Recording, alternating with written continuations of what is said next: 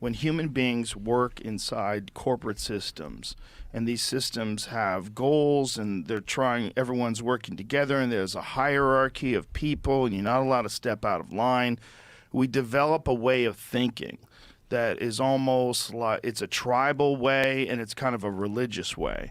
And I'm curious to know how you guys feel about your ability to be completely independent outside of that, and how that's affected the way you think about things. Because for me personally, like having all these conversations with so many different people about so many different subjects, I'm a different person. Yes. Like I'm a completely different person. It's shaped me so. It's like the most bombarding, overwhelming education that it's like very difficult to process. But if you're in a corporate environment, it's very hard to think independently. It really is. You don't have the time. You don't have the notion. You definitely don't benefit from it. You don't have the incentive. That's the big one. If you speak out, you're fucking penalized. You can lose your job. Just things that aren't even like out of line. Like I remember there was a hockey guy. He was a hockey commentator, and he said that all lives matter, and he got fired. Holy shit. Yeah. It's like, like, what an egregious misstep.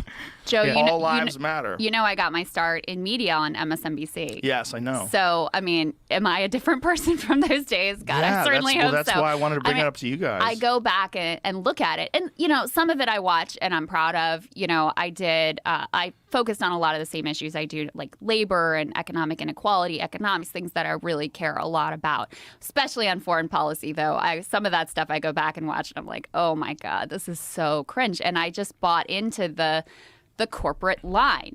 Now, ultimately, shortly before I was let go, I did a monologue when Hillary Clinton was building up to run for president. It was back in 2014. So this was early on. And I did this whole thing that was like, she's sold out to Wall Street. People are going to hate this lady. She's like the terrible candidate for the moment. Please don't run.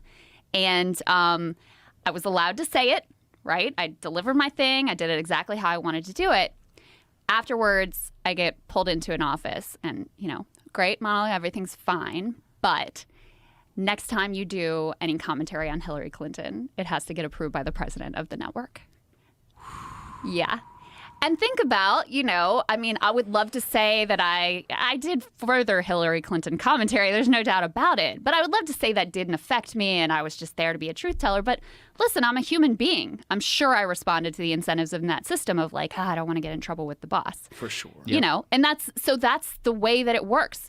People, that's a very blatant example, but oftentimes people know where the boundaries are. They know what they're allowed to say, and so they don't need that direct intervention of censorship. And also, by the way, these people, most of them in cable news, they're not really there because they're talented. They're there because they're reliable purveyors of whatever it is that network wants to purvey. So that's ultimately why they get the job, and they understand the parameters of the task. Well, there's just a thing that happens when you're connected with someone. If you're connected financially, if you're connected in a friendship way, that's why cronyism works. Yes. That's a good point. Absolutely. They weasel their way in. And look, I can give you examples of it in my own life. Yeah. Like if anybody ever comes to me with any kind of criticism of Dana White, and I'm like, you're going to the wrong guy.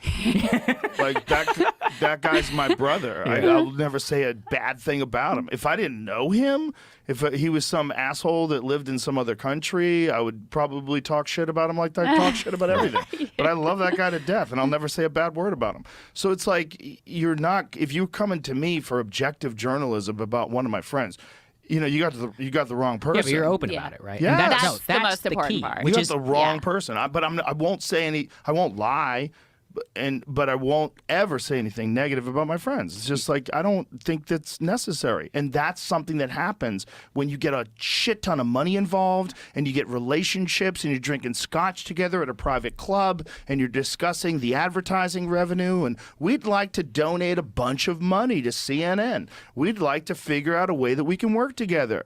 Hey, I'm a fucking captain billionaire and I want to donate all this money to all these people that own media organizations, and I would, I'd like to be your friend. That's it. It's That's fun. Be a friend. It's cool, right? Who doesn't It's want to hard go to to fun resist. parties? It's And- just friends. We're friends. yeah, it's all part of a system, and We go that's where fishing. this is the other thing. Actually, I was hoping to bring up is I don't think people understand that cable is a fake business model. So, for example, like we talk a lot about the failing ratings. The key demo numbers on all three of these channels is a joke. I always like to say like Krystal and I would be starving in a ditch if we were getting the same numbers as these people. So, how do they survive? It's because they're part of something called the cable bundle. And so, like, when you buy cable, like Cox Communications or whatever, they pay, or Comcast, for example, they pay CNN and MSNBC and Fox to be a part of the bundle. The vast majority of the profit of these cable channels comes from the bundle. So CNN made $1 billion in profit just last year, all propped up by the bundle, because they're getting paid just to exist. I mean, can you imagine if we were getting paid to exist, not based upon our actual numbers? Like, Yeah. you can actually reach less people and make more money. And so it's all part of this fake system. But I mean, the benefit is that with the rise of independent media, more and more advertisers are waking up. The less eyeballs, the less of an incentive for the bundle to actually pay them to be a part of it. And that's why I was actually really excited by Amazon striking that deal with the NFL, because I'm like, yes, get the rights away from these people, because that is what props up all kinds of bullshit that we don't have, like a small d democratic input with our eyeballs on CNN or any of these places. They can exist just fine without us. Like, to really kill them, we have to get away from live news on TV. That's the number one thing still propping them up today. Yeah. Yeah. It's kind of a zombie business model. But I will tell you, I mean, I have a lot of optimism, certainly about what we're doing, about the response to what we're doing, about the independent media ecosystem. But you and I were talking the other day, Joe, about I do think it's a dangerous moment for people. And one thing we've been covering a lot on the show is you have a kind of breakdown in previous national stories and narratives, and people are very like story driven. You know, you have a breakdown in, I'm not a religious person, so this is like not my bag, but you have a breakdown in religion. So some of the stories that have kind of like held the country together and that people helped use to make sense of their life, or even the story about the American dream, a lot of these things are kind of breaking down. Now that's a good thing because it creates a possibility for a new, more beneficial story.